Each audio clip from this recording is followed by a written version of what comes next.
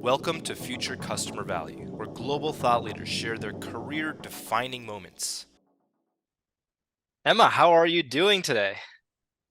Hello, thank you for inviting me. Yes, Good. thank you so much for coming on this show. We're going to talk about all things customer success, but more importantly and interestingly right now, customer value. We were just talking about that, and really excited to have you on today.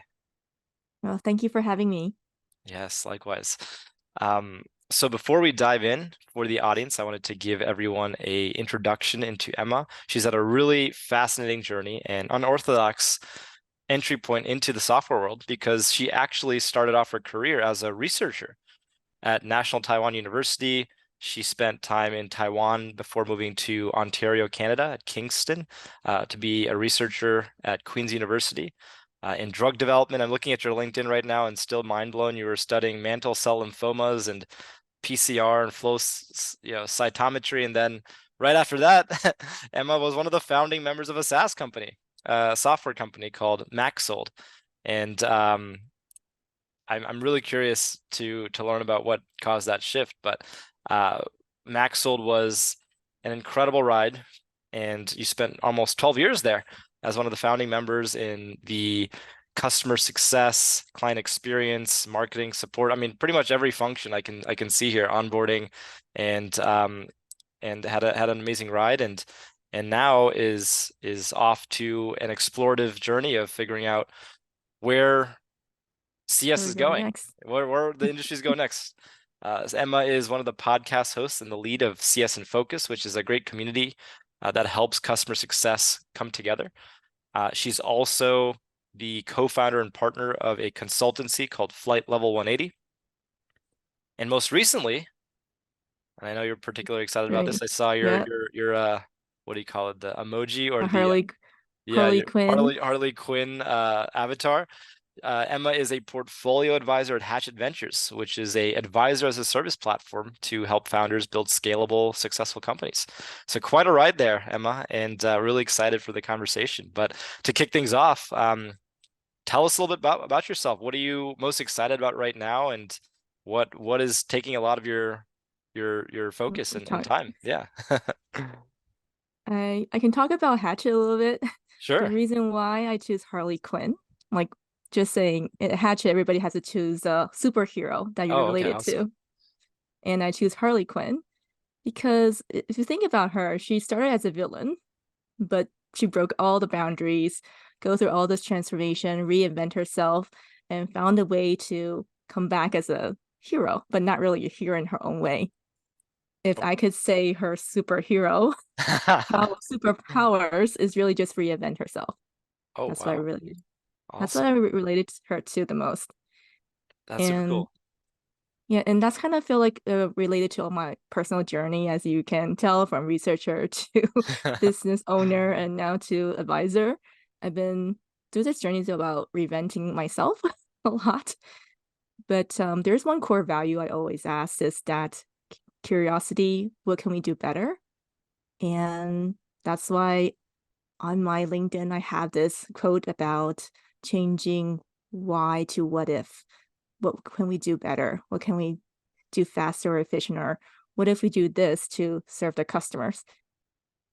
Yeah. So That that's kind of tied it all together, my core yeah, values. I love that so much, and I think having known you, we met recently in Nashville actually, in the lunch line at the Pavilion GTM Summit, and really hit it off. We both knew we were in customer success in some part of the ecosystem, and I think that very much resonates as someone who has recently gotten to know you because Emma is incredibly, and I'm not just saying this because you're on the show, but you're incredibly curious. You have a growth learning mindset.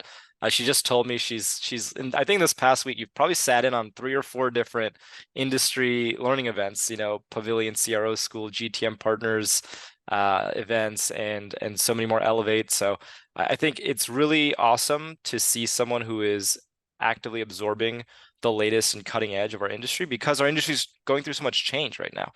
And I think we are truly entering a new era. And we were just talking about this before, is customer success is transitioning from what's been the incumbent way of operating for the past 15 years into this new era of customer value. And I think you're really part of the movement that's shaping this next era. Yeah. If you, this is really exciting time. Well, we all know this year SaaS been from growth of all costs to now everybody has a little struggle. And the reason why is we're not just buying off fancy or, oh, we need a tool and then we buy it, but don't know when it comes to renewal, we don't know what we're even getting out of it. Yeah. Yeah. And that's, yeah, sales cycle been longer, the sales pipeline is smaller, and it just all the switch from new user acquisition to retention. This is the era have to really double down on the business value and outcome. 100%. And the customers are very empowered right now too, because there's so many options in the landscape. I feel Yes. like 10 years ago, you would have maybe one SaaS company who was in a vertical niche for Yeah. banks or cybersecurity companies or healthcare. Now you've got 100. And so I think it's really incumbent upon companies to understand that customer value, map it out, what outcomes do they care about, and then organize your entire company's go-to-market efforts, your engagement efforts, product efforts to align to what the customer cares about. And that's what I'm hearing from you as you're talking, which I love. Yeah. Yep. Like, so how many conversation AI tools out there? And with the boom of ChatGTP and now even GTP, as you can build a bot. That's that's So the that's the remix version, next, yeah, GTP. GTP, yeah. So you can see lots of tools are having overlap functions now. Yeah, Why do you need a conversation AI tool when probably now like a customer success platform has a summarize or something going on? So it has to be something that can stand out from the crowd. There's like really solid reasons why you need this tool. yeah, and Yeah. the customer has to understand that so they can keep buying. Yeah. Yes. So Yes. there's a lot we can dive into here, and I'm sure we will. I want to actually kick off some of the questions here with taking a walk down memory lane at your time at MaxSold. And you, in our prep call for this show, you had given me these amazing stories of how you had these aha moments, in the seat, the driver's seat with your team. You were the head of the CS team at the time. So let's go back to one of those moments where you were running the team of CS. I think it was between 6 and 10 people or so at the time, a couple of years ago. And there was a customer, smaller customer with MaxSold, that had gotten acquired by a larger entity, and that larger entity became your customer. And so, talk to us about how you navigated that world of your customer going through so much change. And we're experiencing that now, right, with budget cuts and financial headwinds and pressures. So, I think we could all take away something from that. So, how did you learn how to engage that enterprise buyer, after they got acquired and went through all this change? Would love to get your perspective on that. And I guess one more thing is talk to us about what Maxwell does and what your role was, so you have some context. MaxSold is a estate sale company. Really, if you say it's where eBay meets Facebook Marketplace. And it's Got an it. online auction platform with a local pickup. So Nice. we're super hyper localized. And for example, make it more simple. If you're moving your mom into a retirement home within a month, you have 40 years of stuff sitting in the house that as you don't know what to do with it. You can't put everything online one at a time and going through the headache of negotiating or pickup, not showing up, etc. So on. So that's how Maxwell comes in to help solve that, removing the stuff out of the way of any life transition, remove that stress out. So our company like Maxwell came in, photographed, digitized everything, put it online with a week, auction close, and then we can have like 96% sold, happy customer, and they can move on with their um life. Well, with the what I was helping was the partnership, the channels. So I work with real estate agents, move manager, professional organizers to help them solve their clients. So it's a B2B2C. Yeah. So that's Gotcha. how, yeah, success team was focusing on nurturing that business relationship. Got it. So a lot of partnership involved there. Yes. Um, so let's talk about this instance where one of your customers, Yes. and was it a customer, direct customer, or was it through a partner? This one that got acquired. Oh, what happened is, as mentioned, that we work with a lot of move managers, like say in Boston. Um, let me use their name, Let's Move. So we have these local move management companies that we have years of relationship with and partnership with, but they got acquired by a bigger company called Wayforth. So we do have those pre-existing relationship with the local companies, but after requirement acquired, you have to resell again. That's that's another reason why. So I think in this case is that we, like in any enterprise sales is about multi-threading, and start from the top, from the CEO level down to regional director, and then also still have the still trying to figure out or with the local office what happened with them as well and kind of reform those relationships again. I think it's a whole new sales process all over again about finding sharing our like forming relationships and reselling the value of MaxSold. Yeah, and there's a saying that I think you coined this, which is sales is not done. Is it like when we think about post sales, is it really post sales or is it a continuation of sales? And I think you had mentioned that in one of our prep calls. And I think this speaks to it so much, which is even after the deal's closed, buyer goes through all these changes. You have to go and work your way up the chain to get these new executives engaged. And so I imagine that was a really difficult thing. Like how many people, tell me how many people you had to engage, like CEO, how many different conversations you have just to have a chance to Yeah, win their business again. yeah, it's we had our CEO, CFOs, or the founders, the original auctioneers, to kind of sit with their CEO again and form that relationships. A lot of still that one-on-one person meetings at that time and going down. Um, you mentioned about post sales. We kind of talk about that a little bit. Because I don't think it's post sales. It's like pre-sale, post sale is really just that continue selling the value of your service and product. It doesn't matter where you are, you're still doing that to get the buy-in. Oh yeah, definitely. And you said the main thing is selling the value. The more you can get the customer to focus back on the value, then that's gonna be a net win for everybody. Something I've been hearing a lot, I'm curious to hear your perspective on in this context is executive buyer engagement is so difficult today. People aren't coming to sit on QBRs. They're not interested. They're not using the product. Their teams might be using it. And they change a lot. So the CEO or VP who may have bought MaxSold back at Wayforth or even before that, and then, It's different now. they Yeah. they left or they got fired or somebody else came in, the champion changed, the executive buyer changed. And now somebody else comes in and they're saying, well, what is this solution? Why are we using this?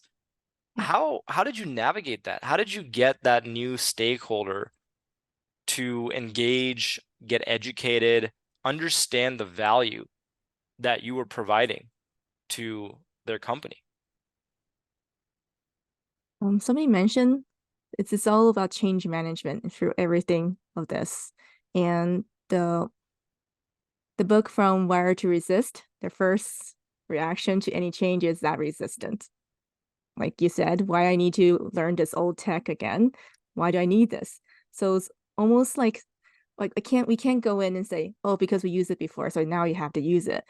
It's about realigning with be mindful they're also going through their internal change, but also share them the success stories or the case studies that we have done in the past, and really ask that question to like maybe they're unclear themselves internally what they're focusing next, but also keep asking those questions to on like discovery again of what they really care about. So it's the whole discovery, change management, double down on those at the very beginning instead of coming in and say, yeah, you have to use this. Have you This is going to be a long shot. Have you ever heard of the book Who Moved My Cheese? Does that ring any bells for you? No? Okay. No, My tell mom me. my mom told me about this book recently. I think it's one of these older business books from the 60s or 70s, but it's all about change management. I should link it in the comments. But basically, it's about these two mice, and they're Mhm. used to their lives in this mouse house or whatever. And there's a piece of cheese that's always there. Somebody's feeding them cheese. And the two mice are always eating the cheese and they're having a good time. But then one day the cheese is moved to a different location. And one of the mice is like, "Who moved my cheese?" Frustrated and stuck. The other mouse is looking for the new cheese and getting it. So it's kind of a silly story, but the bigger picture here is that yeah, there's change happening all the time, and whoever can start to guide the change, I think is ultimately gonna win. And if your customer's driving the change and you're reacting to it, how many times do we hear that CSMs are reactive? They're getting Yeah, blindsided because the customer's driving the change, and then you're kind of lose your leverage, right? But if you're driving the change, like I love how you said, do the discovery, ground that new executive buyer in that reality. Why focus on the use cases, the why, right? What if the possibilities? What if you leverage us in this way? And then you're driving the change. Now they'll follow along and come towards you. So I think it's such a consulting framework, a consulting mindset. People do really yeah. well, but It's CSMs and hard. it's hard. Yeah, it's really difficult. We got to keep focusing on that. And always, so the better buy-in is when they make the decision. That's the thing. You want to make them feel like this is a conclusion they made, then we're supporting that decision. I think that's really important for them to come to a conclusion. Yeah, I need your solution. Yeah. Yeah, psychologically, I can see that Yes. being super important. Yeah. Um, that's awesome. During this acquisition, actually, a lot of local offices that Wayforth acquired, they have already have their pre-existing auction house that work with, not just with MaxSold. And kind of also back to the discovery or questions like, oh, so I see you were working with this, and yeah, we've been using it for so long. But what if like we can provide a cheaper solution if price was on their mind, or a faster solution as or more efficient solution, because these are very moon managers super busy. They have their project managers, so efficient, clear paper trails or whatever. They all care about those things, Yeah, and we can provide a better solution. And ask yeah. challenging them like, what if we try this for one auction and see how it goes and let you experience it and Wow. then make this decision. Okay. Yeah, that is yeah. So not only did they get acquired by a big company, but that company already had a number of other competitors. So Yes. that Yeah. So yeah, I think that's really where the value of customer success post sales is so critical because you have to differentiate yourself amidst all the noise and get them to sink in on that. yeah, Yeah. that's very true. Awesome. Well, let's go to a different story here at also at MaxSold. And you were mentioning in our previous chat that it's difficult to measure when a customer's fully onboarded. How do you know? How can you quantify? And of course, this is going to vary per solution per company. But I'm curious, how did you think about that, and what did that actually mean, right? Once somebody was onboarded, how did your engagement change with them, and what was the sort of the focus, pre-onboarding and post-onboarding for a customer? This is a great topic because I so implementation and onboarding is two different things in my mind. Yeah. It's not just implementation can be putting on the switch, like connecting the data points and so on. But for me, onboarding is really adapt to solution and really getting that business value, the time to first value, that one, and time to value different things. So that's when I call it fully on board for me. And for example, in Slack, it's easy to use, but in the Slack solution is they think when the customer can get 2,000 message sent within the platform, they call that person or client fully onboarded. So I apply that to MaxSold.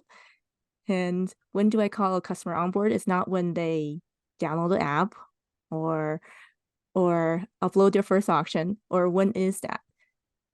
what we find is if they can finish their first auction within a certain amount of time, let's say a month, and they experience that and have a good experience, we call that, we're trying to test that, still testing that out, if that's onboarded properly, or we can get them to the next auction sooner. Now, pulling back a little bit, MaxSold wasn't a subscription company. Every auction is a renewal for us. Yeah. So every single time, that tight customer experience is very important to us. Making Wow. sure they, yeah. It's a lot of work.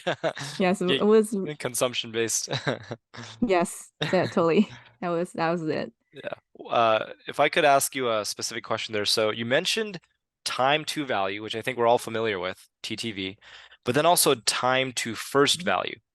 And I haven't Mhm. heard that distinction as much. So could you talk about that? What are the differences between those two? Time to your first value. Um, okay. In I'm pulling out winning by design, their bow tie method, right? It's actually the CR5 conversion rate 5. And when um after they are bought the process and converted into next level onboarded, that's when the first time to value, like that CR5. When was that? Usually, um, yeah, okay. So they onboarded, so it's The after the onboarded onboard is first value. onboarding. Yeah, yeah, it's Yes, after first value. yes. Gotcha. But if they do, I can circle back a little bit this, but if it is a subscription business and they finish their first, then we have a lifetime value, right? The whole contract is to first until the renewal. Yeah. Yeah. Yeah, so it's important, I think, to define the milestones of what is that Yes. first value milestone, so you can articulate that, say, "Hey, woo, right? You made it. You got your first Yes. value." And then at the renewal cycle, you can say, "Well, what are all the moments where you got value?" And then aggregate those up, bundle them up, and Yeah. say, "Here's your total value." That's what I'm taking away from what you're saying, which makes total sense. But I think a lot of organizations don't know what those value milestones are, but more importantly, or more difficult is not knowing what the customer perceives to be the first value milestone. Yes. It's Because true. we could think and assume, hey, yeah, first auction, great, or first Slack message. But for the customer, it's no, I need to, first value for me for Slack, I'm just making this up as a Slack user is uh, where I can go back to a conversation that was really important and I go back and I see, our thread, right? And I can say, kind of review the conversation. For me, that might be my first value. So I think it's important to define the value and then also put that through the customer's lens. Yeah. I heard this from a Catalyst webinar from their CRO. Yeah, how they have a different version of like what value it is and then drive campaigns to those values and kind of time those, the when is that aha moment or when is that value realized moment, and they tie all their customer journey based on that. So that's kind of a different way of thinking about it. Yeah, that makes sense. Yeah, and it's Yeah. it's hard to map. I think it's hard to have a standard framework. I think it's more identify what the value milestones are in a framework, but that's going to differ per organization. And then how you actually leverage that as signals into your GTM motion. That's Mhm. that's your That's another expertise. one. That's a whole other challenge. Awesome. Yeah. Well, let's move on to the next topic here, which is one that is super top of mind for everyone. Anybody who's in a customer facing role is transparency and trust. And with any human relationship, without trust, and typically you can't get trust without some level of transparency, nothing's going to happen. You could have the best product in the world, you could have the most valuable product in the world, but if people don't trust you, they're never going to engage. So, talk to us about a moment that you had at MaxSold story where you were able to get into a high trust exercise with your customer. What did that look like? And how did that make the customer feel? Yeah. This is that's a really great question. I can remember one time, like I work with an LA move manager, Marty, and we work on a project together, serving her clients. Now, this is a story when the family member passed away and they had to go through this estate sale. Yeah, but It's a the lot. thing is, yeah, it's a lot. But this family member was into geology, like geological stuff, and there's rocks, there's tools and stuff.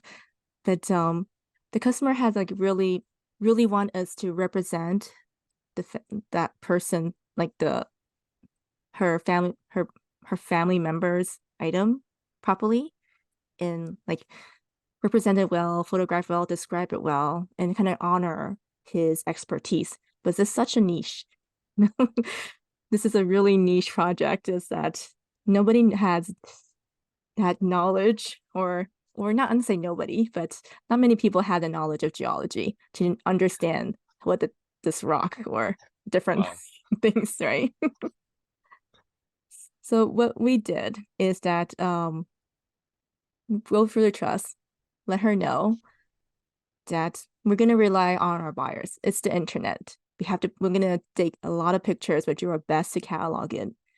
We're going to go through the shells with you and, take lots of pictures. And the internet, other buyers would tell us. That's why, that's another philosophy of MaxSold, that everything starts in dollar, let the market decide what the value is. So we're using the same approach. Like, we're going to take lots of pictures, we're going to try our best and catalog the best. But with the market exposure, we're going to be a buyer who recognize the value. So that was, in that one auction turned into three auction afterwards, even though it was a lot of work together between the moon Wow. manager, our team, and the customer to get that aligned, making sure this auction like represent well, the client's happy, and so on. I want to shout out to my ops team, the professional service team, because without them, with them helping every single way, is I can't do it without them, with my team support. Yeah. There's a how many rocks were there? Seems like a lot of rocks to move. Oh, I can try to find the auction. Yes, there was a A lot. lot of rocks. Oh my But gosh. yeah, yeah, That's it's a a that's a uh, very yeah, it's a very specialty one as well. super niche. Yeah, first time I've heard a tech company have to bring on a expert geologist into the mix through the Yeah, buyers. But I think that's also the beauty of what we do is technology is helping all kinds of needs, use cases, lives, right? And in people's most intimate moments where you've got these memories of a human being, somebody who's a loved one, and you need to take care of it, like you said, handle it with care, and the technology is supporting that. Ultimately, there's a human being behind both sides, right? The technology and the buyer, and it really comes down to that relationship and handling each other with care and handling the rocks with care as well, because they seem like pretty yeah, valuable rocks. Um, but it, yeah, go yeah. ahead.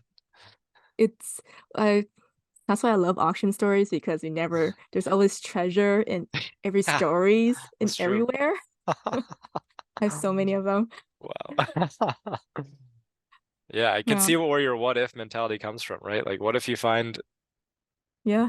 gold, or whatever in these auctions? Yeah, Dang. we did. Well, if we have time for one more Go for story. it. Yeah.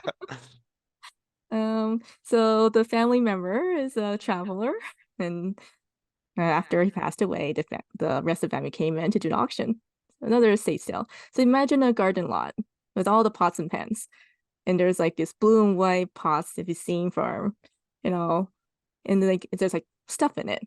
Okay, we take pictures, bottom, whatever side, we put it online. Garden lot. Guess how much that lot sold for? Oh my gosh.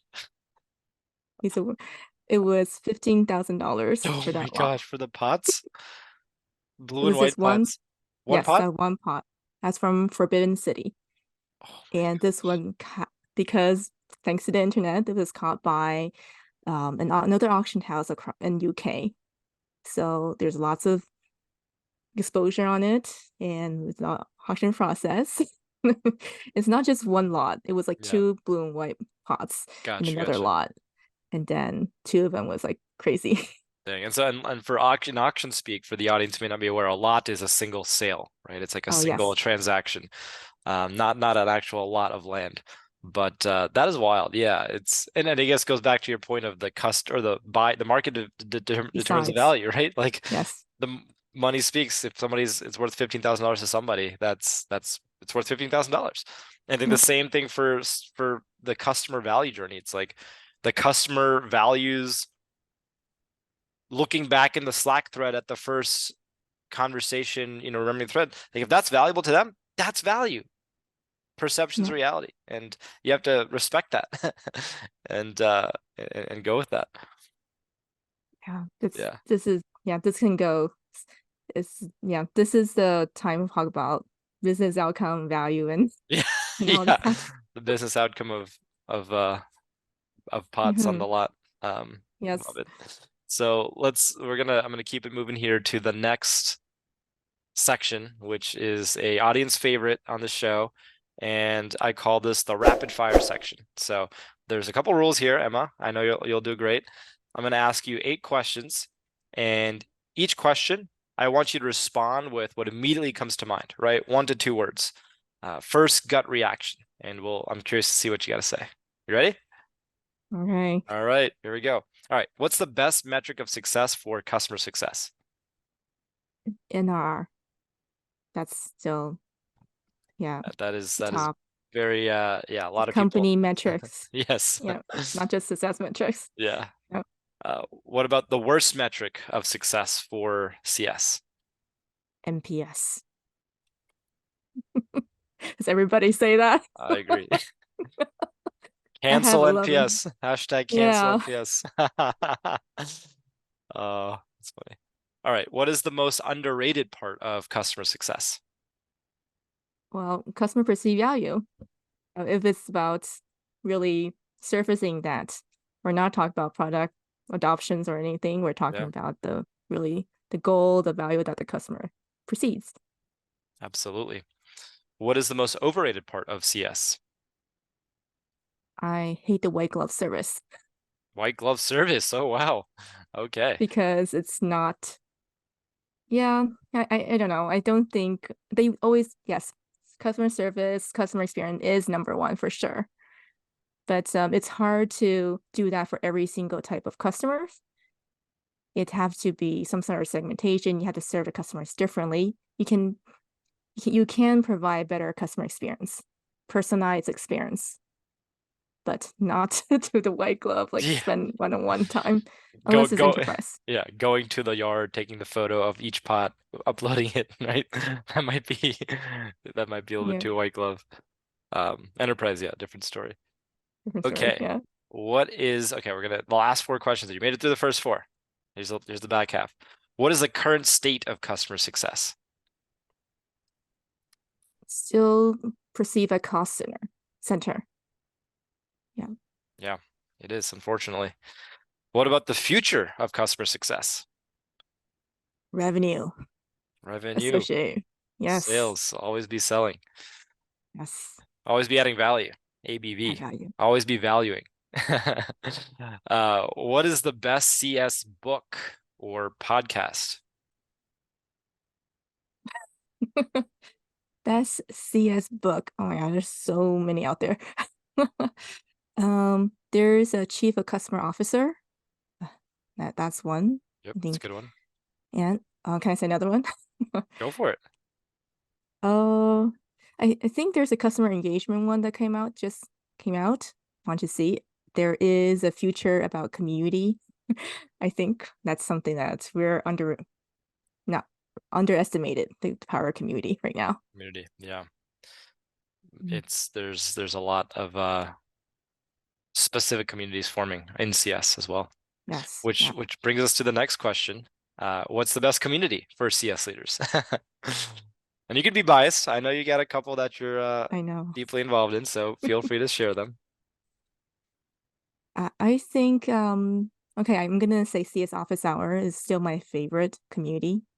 Jen really every session is so well planned, well packed. Everybody's so engaging.